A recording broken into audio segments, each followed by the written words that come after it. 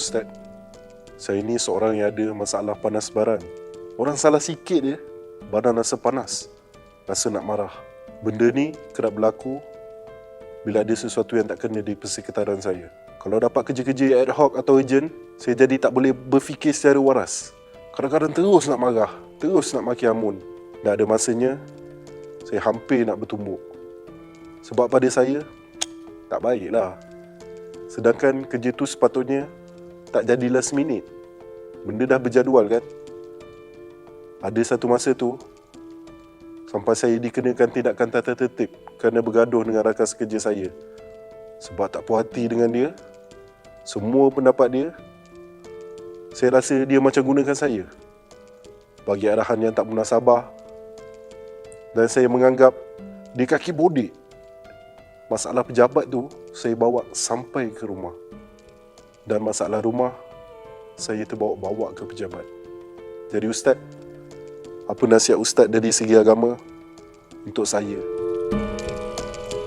Assalamualaikum warahmatullahi wabarakatuh. InsyaAllah kita bersama dalam sekilas bersama Ustaz. Kita bincang sembang-sembang apa yang kita dah dengar sama-sama tadi. Ini kes yang pelbagai sebenarnya. Dalam ni ada kaki bodek, ada diskriminasi kerja, bagi-bagi tugas tak betul, ada buat kerja last minute, masalah rumah, bawa masalah pejabat, masalah balik rumah ni. Semua benda-benda ni akhirnya kesan dia, kalau kita dengar cerita tadi, dia menyebabkan dia cepat marah. Panas baran ni dia lahir ataupun dia muncul dengan keadaan-keadaan tertentu. Kita bukan marah pasal orang buat salah kadang-kadang. Kita marah pasal geram, kita marah pasal kita tak puas hati, kita marah pasal ada benda yang kita rasa macam tak sepatutnya berlaku. So, lama-lama sebenarnya kita istiqamah. Biasa dengar istiqamah benda baik. Bila istiqamah tak baik ni, lama-lama dia jadi penyakit, dia jadi panas baran.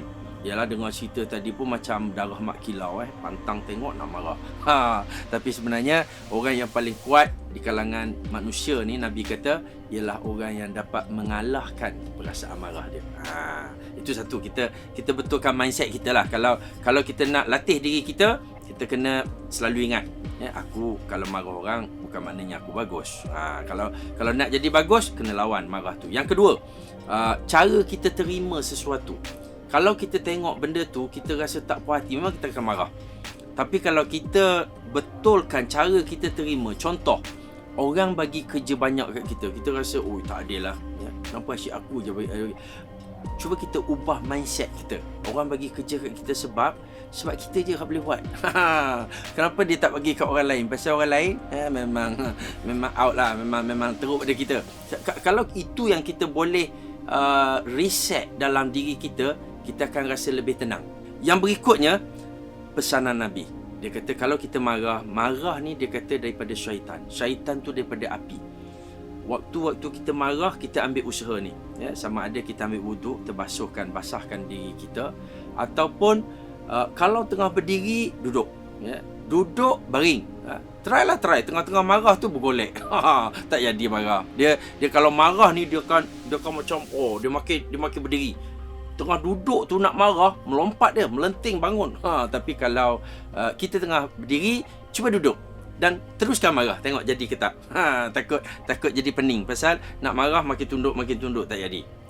Itu kaedah-kaedah yang Rasulullah ajar juga untuk kita nak didik diri kita supaya jangan istiqamah dengan panas baran tu.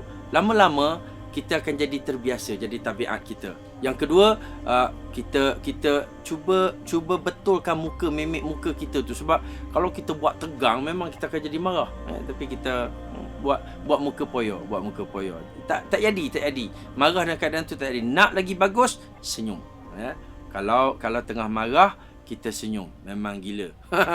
Tapi tak jadilah, tak jadi marah, InsyaAllah. Sebab bila kita latih diri kita dan kita sentiasa bergaul dengan orang-orang yang tenang. Jangan duk ikut sangatlah orang marah-marah ni. Dia rasa bila marah orang, dia nampak bagus, nampak kuat. Tapi sebenarnya kita duduk dengan orang tenang, kita selalu praktis diri kita, persekitaran kita pun ada yang membantu, insya-Allah. Ya, panas baran sebenarnya boleh dididik. Jangan jadikan dia alasan. Insya-Allah.